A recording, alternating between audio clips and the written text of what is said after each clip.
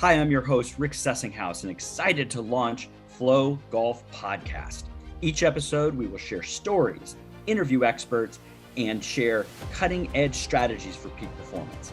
Here's my co-host, Hallam Morgan, to explain more about FlowCode Golf. Thanks, Rick. FlowCode Golf is a framework of strategies, principles, and techniques that take us from fear to the state of flow, the state of optimal performance, and the zone where we play our best golf.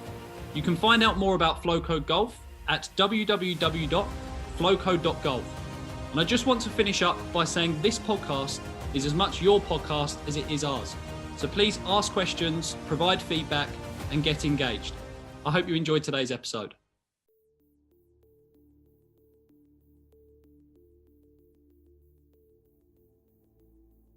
Rick, back again for another episode. I'm so excited to discuss more concepts, more strategies that our listeners can implement and benefit from. Today, what I wanted to discuss is self-awareness as a tool and as a skill. So I want to ask you first, what are some of the tools or strategies you've used with your players, your clients, to help them gain more self-awareness?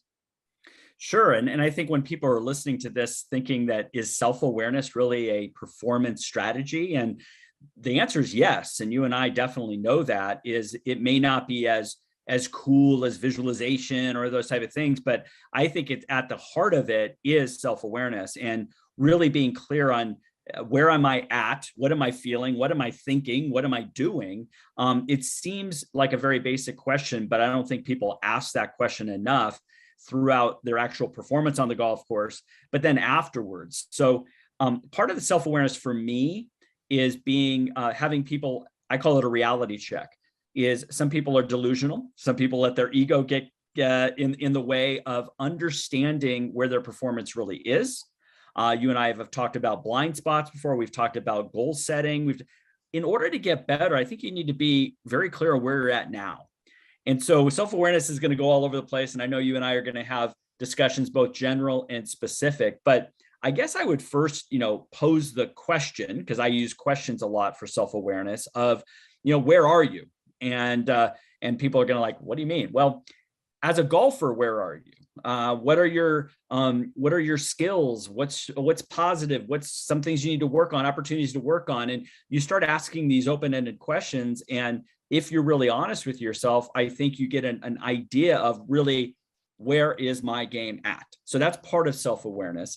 The other part of it is the post-performance assessments. What just happened that I can learn from? Yep. And again, we can certainly shoot a 75. And as you know, there's a lot of ways to shoot 75. And I want somebody to really be able to take a look at it, not only statistically, but you and I talk about mindsets. You and I talk about commitment to shot and our behaviors and our state of mind out there. Are we actually asking those questions of how was my mental state out there? And I don't think many people are. So when I look at self-awareness, I start with big picture. I start with some questions to help people go, I wonder what's going on there. So I've learned plenty from you, Hallam, of how do you kind of put in self-awareness as now a strategy for your golfers? Definitely. What you said there, Rick, is so important. And I think a really nice analogy that I speak to a lot of my clients on this topic is if you were to put into your phone, onto your maps, and you wanted to get to a certain place or a certain destination, the only way you could map that route is if you had two things. One, your current location, which is your self-awareness. And then two, the destination and exactly where you're going. So yes, goals are important. And we've obviously spoke about that in previous episodes. But knowing your current location and having that self-awareness is key. So some of the things that I use with my clients to help them gain that self-awareness is things like journaling. Just actually, and sometimes not necessarily structured journaling, but just allow them to freely write in a journal, maybe have some specific questions that, as you say, directs their focus down a certain avenue. But also mindfulness and meditation, taking some time out from the chaotic lives that we live and actually just spending some time with your own thoughts and actually spending some time just focusing on your breathing. That can be really powerful to help you gain that self-awareness. So there's some of the strategies that I use.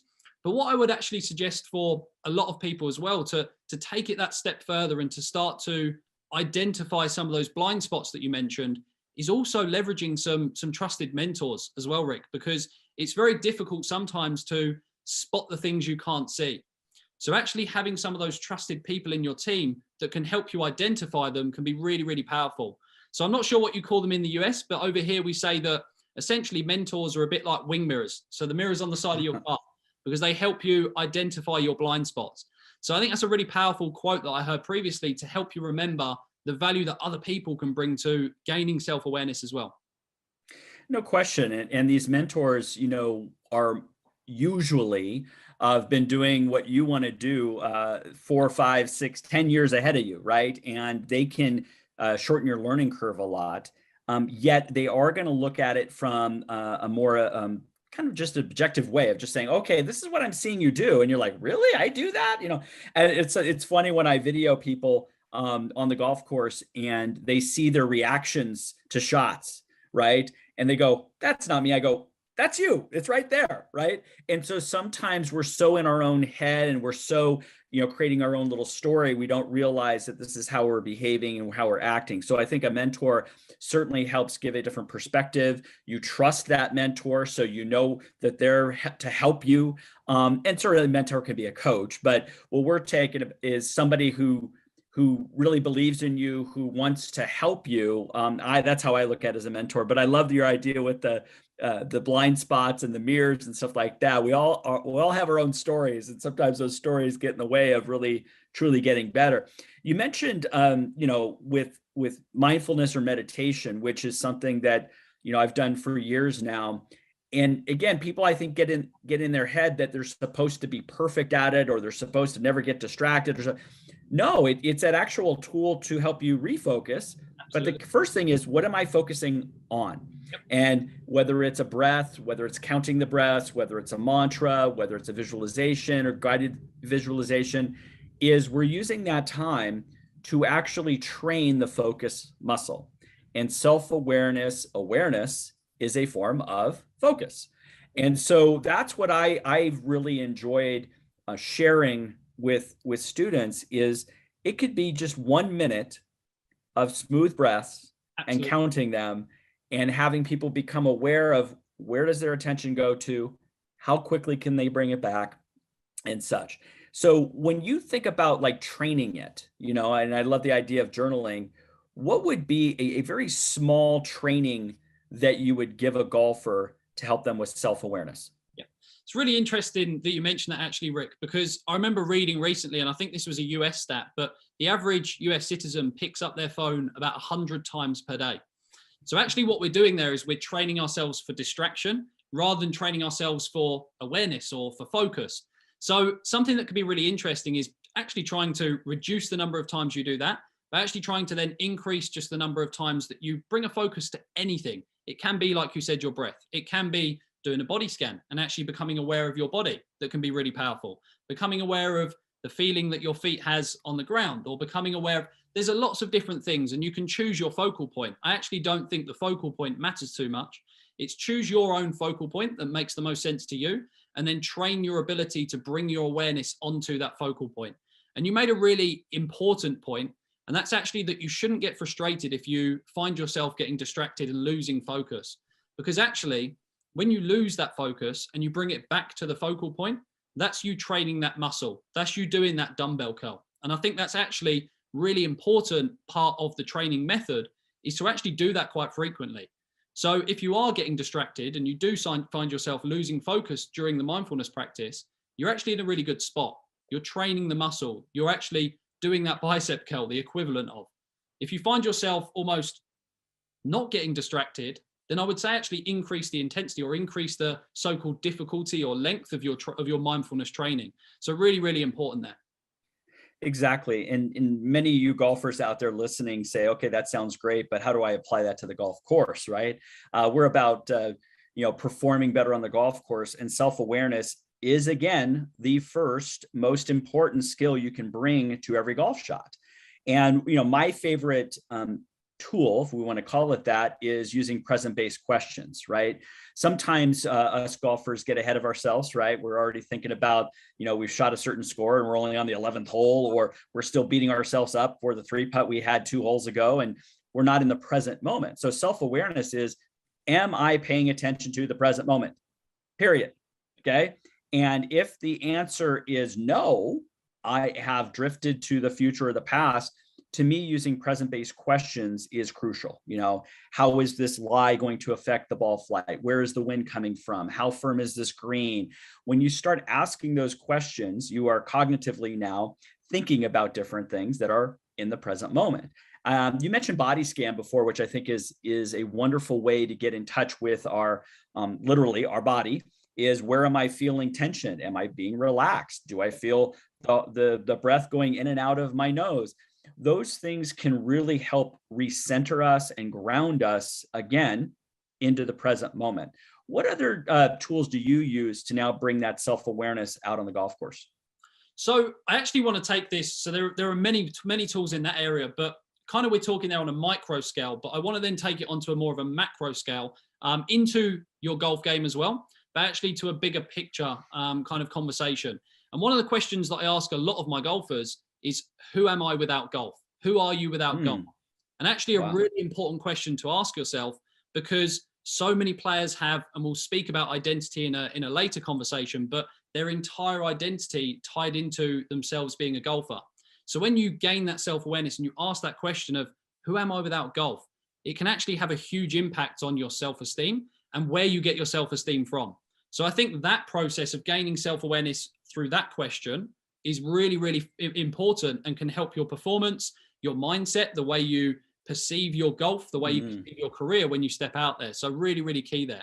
I also think, and there's two things that we always strive for. That's success and fulfillment, in my opinion, because success without fulfillment is the ultimate failure. So self-awareness for me is so vital in actually benefiting both of those components, helping you make better decisions that ultimately moves you closer towards success. Because in my opinion, the way you reach success is by making slightly better decisions every single day.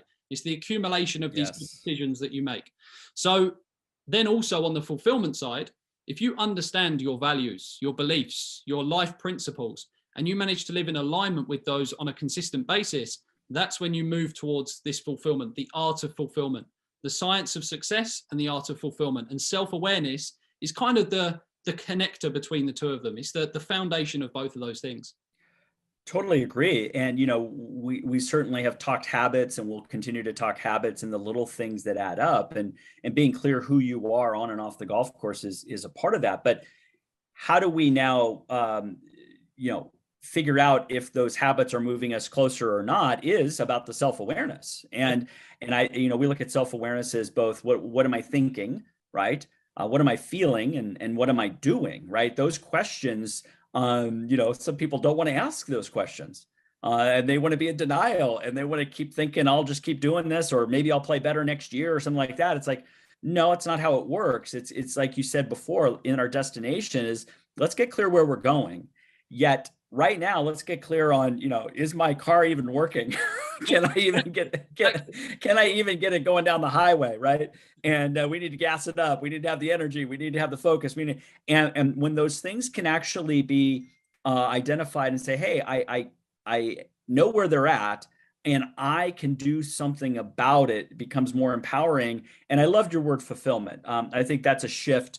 I'm a lot older than you. And if we start just going down the success road, sometimes it feels empty at the end. Yet the fulfillment of, you and I get to do what we love every single day, and we get to help people. And I want all those golfers out there to, when they go play golf, this is fulfilling. This nourishes their soul. They love hitting these shots. They love being around people, right?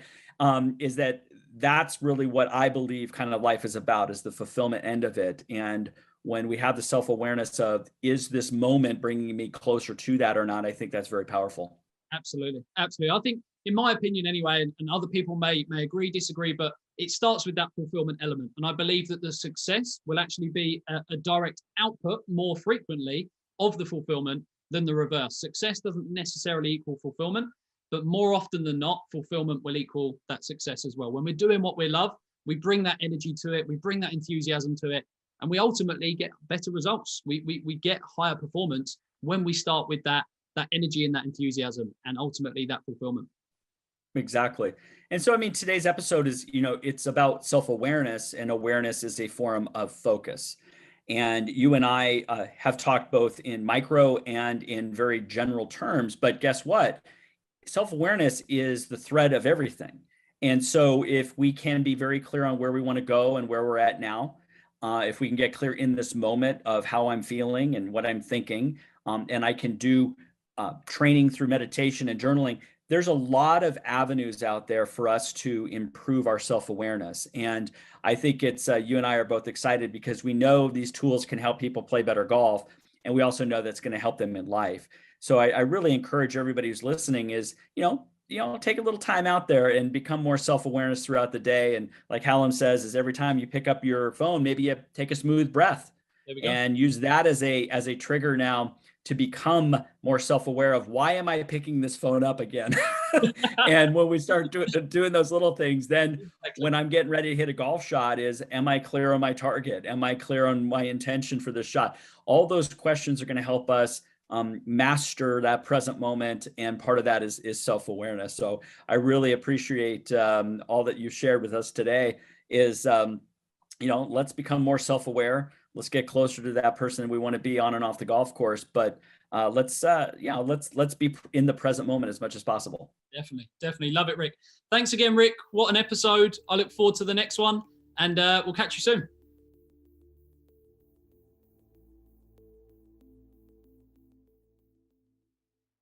Thank you for listening to today's episode. I know you've received some incredible information, and if you would like to hear more, please subscribe. Rick, how can our listeners learn more about the FlowCode Golf Academy? Are you a coach or a player? Well, I've created 2 free masterclasses. One for a coach to help you grow your mental game coaching business, and one for a player to master your mental game. Head over to www.flowcode.golf to gain free access now.